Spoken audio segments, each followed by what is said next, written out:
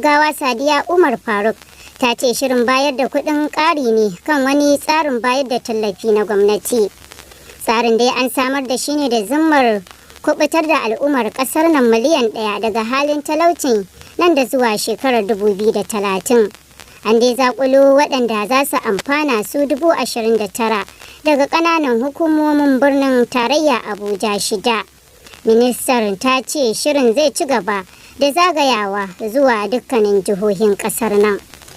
'Yan bindiga akalla 16 da jami'an bijilanti 2 rahoto ya sanar da mutuwarsu yayin fafatawa da bangarorin biyu suka yi a garin Bangalala da ke karamar hukumar Wase a jihar Plateau. Bangalala gari ne mai nisan kilomita 100 daga cikin karamar hukumar ta Wase.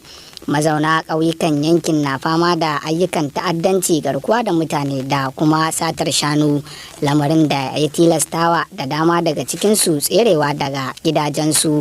Rahoto ya nuna cewar fafatawar ta faru lokacin da jami'an bijilanti suka nufi ƙauyen Bangalala da watanni da dama ke ƙarƙashin ikon 'yan ta'addan. Wani mazaunin yankin na Wase Abdullahi Usman ya shaidawa manema labarai cewar 'yan bijilanti sun yanke aniyar fada da 'yan ta'addar biyo bayan kisan da suka yi wa mazauna ƙauyukan da kuma hare-haren da suke kaddamarwa a gurare da dama na Wase.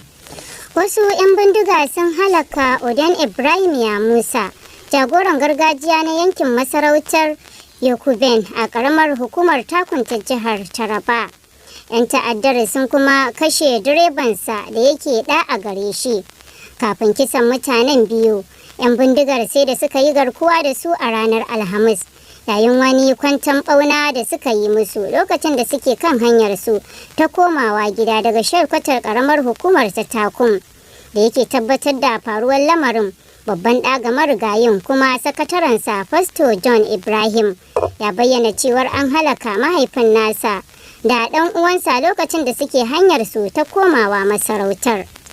'Yan sanda sun kame wasu mata biyu sakamakon laifin sace wani jariri a jihar Ogun.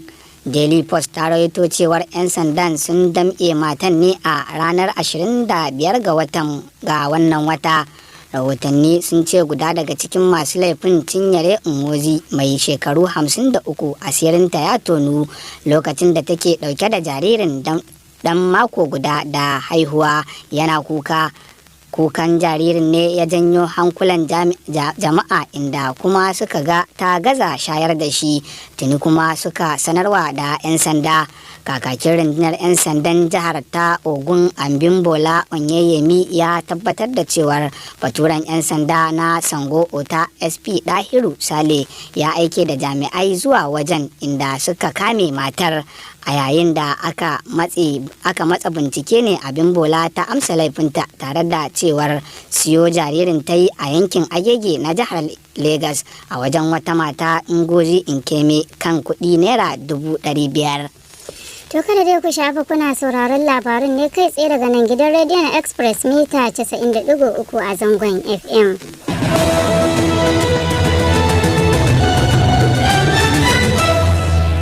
Labaran Express.